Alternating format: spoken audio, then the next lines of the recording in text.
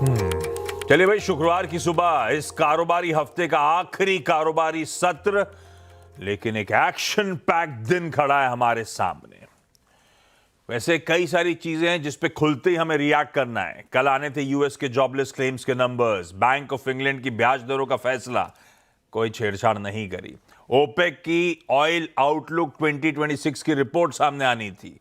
2050 तक कह रहे हैं कोई लेटडाउन नहीं, डिमांड बढ़ती चली जाएगी यहां से। और एक्सेंचर, मेरे ख्याल से सबसे important, US IT company Accenture के नंबर्स और उसका असर ग्लोबल आईटी सर्विसेज पे पड़ता हुआ। हमारे भारतीय बाजार भी उस असर के लिए आज तैयारी कर रहे होंगे। आज वैसे यूएस के मार्केट शाम को ट्रेड नहीं कर रहे होंगे, उनके यहां मार्केट हॉलिडे है। साथ साथ हमारे एशियन पीयर्स में चाइना, हांगकांग और ताइवान के बाजार बंद हैं। और भाई साहब, यूएस ईरान डील आज साइन होनी थी, वो तो ऑलरेडी ट्रम्प साहब कर चुके हैं फ्रांस में। आज स्विट्जरलैंड में critical high stake implementation talks हैं। फेस टू फेस नेगोशिएशंस होंगे यूएस और ईरान के बीच, और साथ में होंगे इनके कोर मीडिएटर्स पाकिस्तान और कतर। साथ में international watchdogs, IAEA, international atomic energy agency, सब मिलकर फॉर्मुलेट कर रहे होंगे कॉन्क्रीट स्टेप्स। 60 डे काउंटडाउन कह लीजिए आज से शुरू हो रहा है, और आज से शुरू होना था स्ट्रेट ऑफ हॉर्मुज। ताजी खबरें ये हैं कि आवाजाही शुरू हो गई है, पर आज से पता चलेगा लेटर और स्पिरिट में कितना फर्क है, कथनी और करनी में। प्लस आज देश की दिग्गज कंपनी रिलायंस इंडस्ट्रीज दोपहर 2 बजे अपनी एजीएम कर रही होगी, एनुअल जनरल मीटिंग। और रिलायंस के कैलेंडर का कह लीजिए सबसे इंपॉर्टेंट दिन आज सामने खड़ा हुआ है। तो एक्शन की कोई कमी नहीं, ना इवेंट्स के फ्रंट पे, ना बाजार के फ्रंट पे।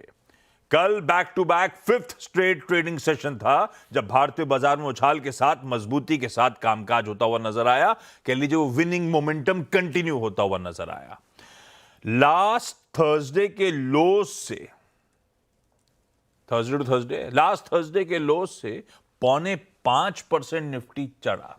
ऐसी कल बैठ के मैं बीएससी मार्केट कैप देख रहा था। इन 5 ट्रेडिंग सेशंस में 25 लाख करोड़ से ज्यादा मार्केट कैपिटलाइजेशन ऐड हुआ है। इतनी वेल्थ क्रिएट हुई है, ऐसा कहिए। कल का सेशन क्विकली स्क्रीन्स पे रखी गई। एक बार हमने दिन की शुरुआत तो बड़े म्यूटेड नोट पे करी थी, और उसके बाद लार्जली पूरे दिन वो फ्लैट लाइन के इर्द गिर्द 50 पॉइंट ऊपर 50 पॉइंट नीचे ही झूम रहे थे। तो ऐसा लगा बिल्कुल कंसोलिडेशन का दिन। पर हां, जाते जाते आखिरी आधे घंटे में बुल्स ने फिर दिखाया अपना दमखम। एक शार्प सर्ज देखने को मिला। कह लीजिए बढ़िया बायंसी है भारतीय बाजारों में।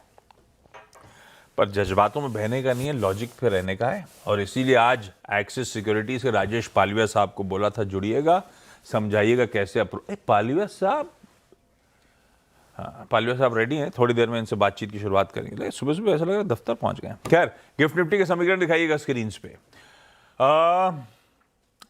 3/4% दबाव, 180 100 तकरीबन 200 पॉइंट गैप डाउन के साथ भारतीय बाजार कामकाज की शुरुआत करने जा रहे हैं।